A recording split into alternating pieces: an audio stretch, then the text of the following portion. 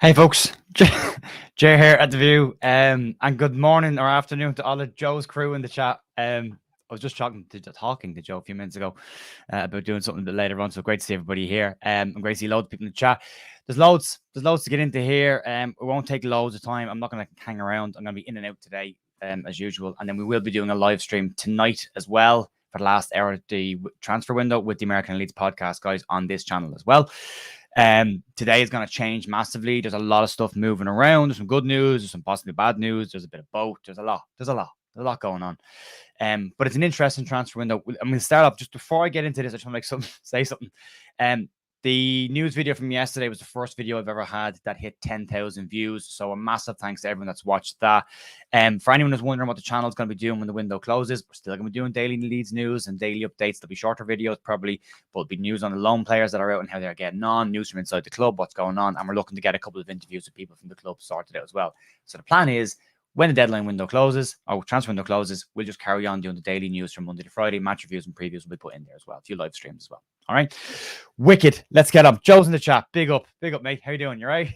I'll talk to you later, hopefully. Let's get into this. We'll get the small stuff out of the way. Look, the news bits. FA Cup will start off. At least play Sunderland or Fulham in the 5th round. It's another away game. Is what it is. Tie will be played on the 27th of February. Not the worst tie to get for Leeds, to be fair. Let's get through your stuff. And let's talk. Start with Diego Llorente. Notes are all over the place today. Leeds are looking at their defensive options according to Sky Sports. So this is broken the last hour.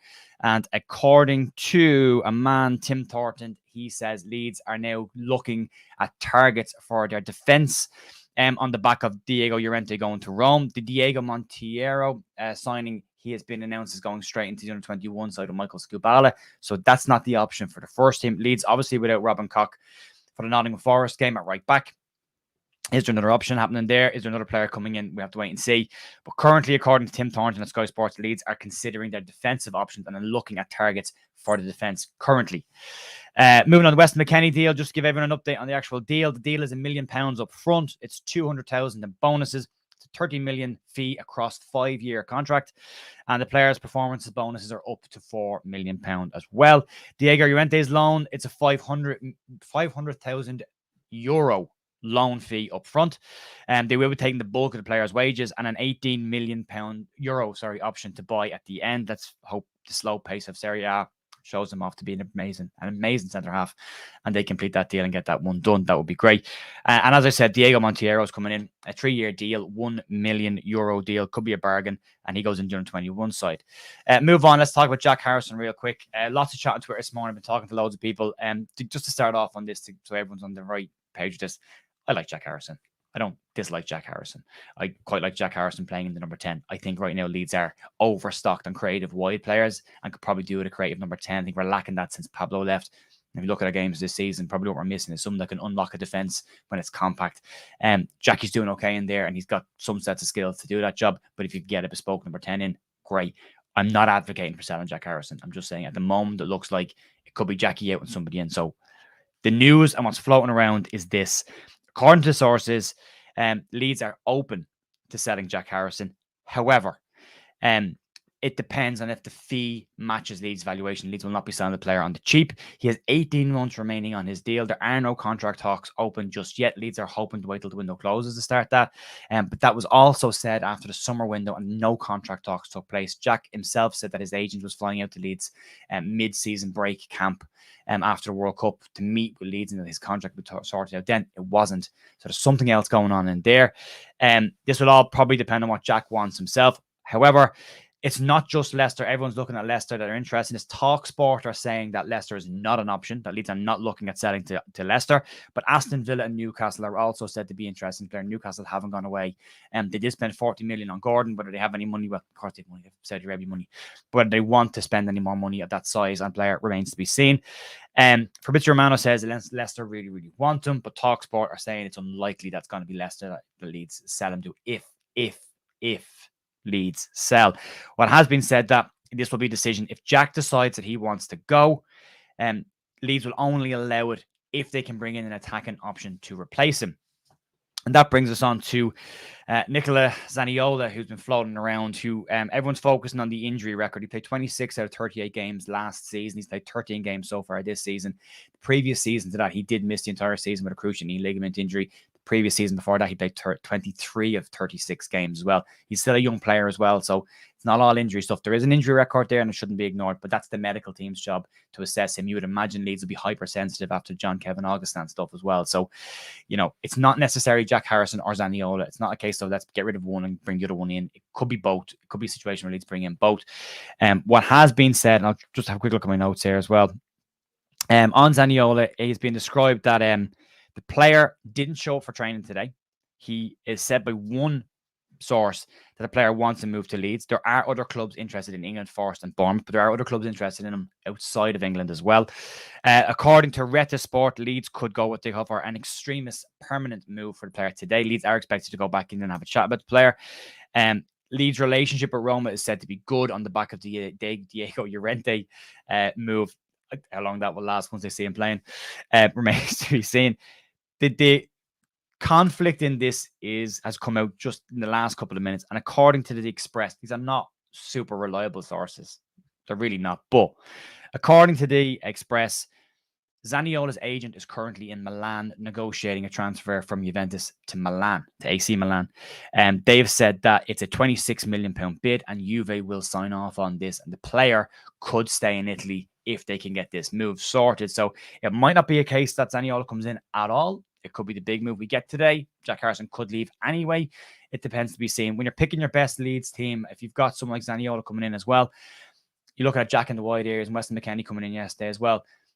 Who do you drop? Do you drop Sinistera? Do you drop Somerville? Do you drop Nanto? If Rudder's coming in, he's playing in kind of a wide area against Accrington. Do you drop him? Where does Jackie fit? Does he fit in the 10 position if Leeds play with a 10, or do you want a bespoke number 10? As I said, we haven't really had a creative number 10 since Pablo left, and it's probably been a problem area for us. Could Jack do a job in there? Absolutely. Absolutely, he could.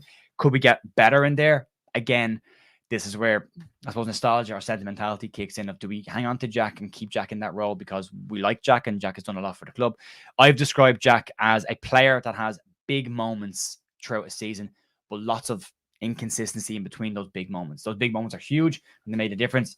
Look, the Brentford game last season is an example of one of them, but Jack does and has always gone through spells with Leeds where he's in and out of the game or he's not contributing a huge amount. Then he pops up with these huge big moments and, we all love him again. So with Leeds, I'm always Leeds first. I'm always club first. That's side before self, all that kind of stuff. But it's, for me, Leeds need to be smart here and get the right deal in. I don't think Leeds should continue the trend that they've had in the past of selling a player to buy a player in that position. We made that mistake with Alioski and Firpo. We brought Firpo in, we sold Alioski.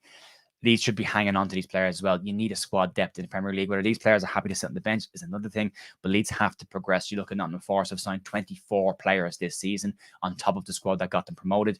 Huge depth. They're not all going to be happy in that squad.